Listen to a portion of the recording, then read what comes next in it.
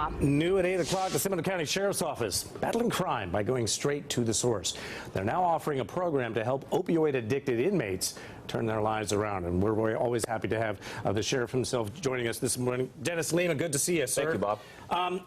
Tell me if I've got this number right. If you took all of the car crashes where people were killed and all of the gun-related homicides or deaths, accidental or not, and you lump them together, that would only be about less than half of the opioid deaths that you all are dealing with. The problem is that bad, right? Yeah, we've had more than 80 deaths, and we know that we've deployed naloxone more than 400 times just last year alone.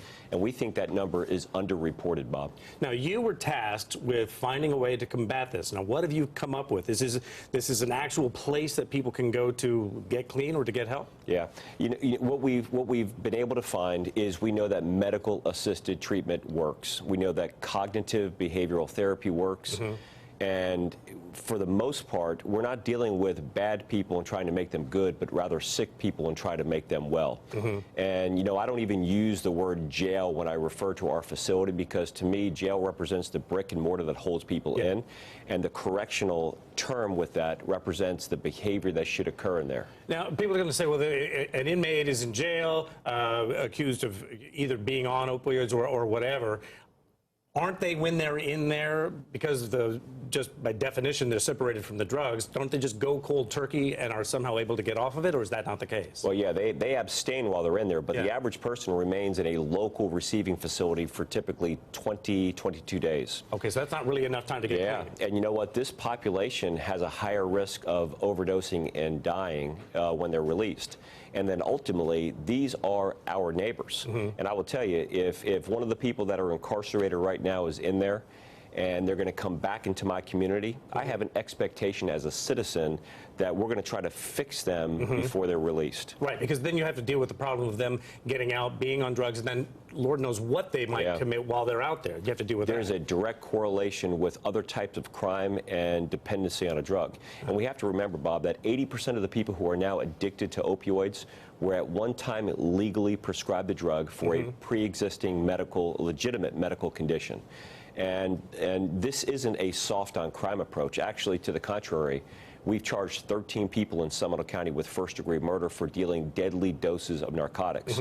We want to be hard and heavy on the drug dealers and then provide a service, a non-traditional service to those who are addicted. Yeah, every time that you start talking about treatment, you're going to get that, oh, it's soft on crime. You want to be easy on the criminals, but that's not the case, because the people you were just describing are not the people that are addicted. They're the people that are dealing. Yeah, I think that we're one of the most aggressive jurisdictions with Phil Archer here in the 18th Judicial Circuit.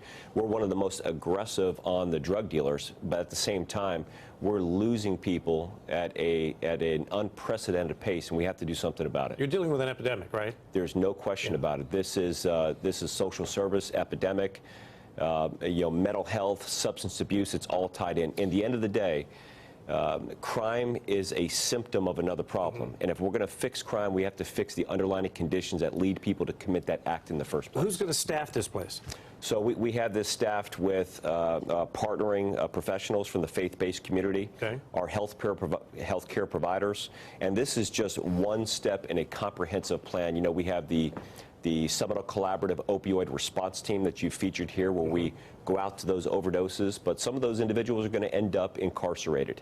And while they're there, we're going to do all that we can to fix them. We know that we can't fix everybody, but I'm telling you, the ones that are in there, they're going to go through a regiment of medical-assisted treatment and cognitive behavioral therapy. Can it also be a voluntary? You could go and if I need help, and you can go and get that help there. Yeah, absolutely. Some are court-ordered, some participate voluntarily, and you can see from the video that released that this program is working, and we're going to sustain it, and we're going to provide the services to more and more people. And I hope that as a part of the First Lady's initiative and the Attorney General's initiative, that more jurisdictions look at this and it becomes a best practice model from across the state and country. Well, you were tasked with getting it done, and you've certainly made a good step forward in this. Sheriff, we always appreciate you coming in and Thank you, Bob. Giving us your time in the morning. Thank you. Thank you, sir.